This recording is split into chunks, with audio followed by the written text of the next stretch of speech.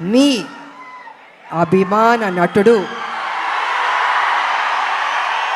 Junior NTR గారు, తారక గారు.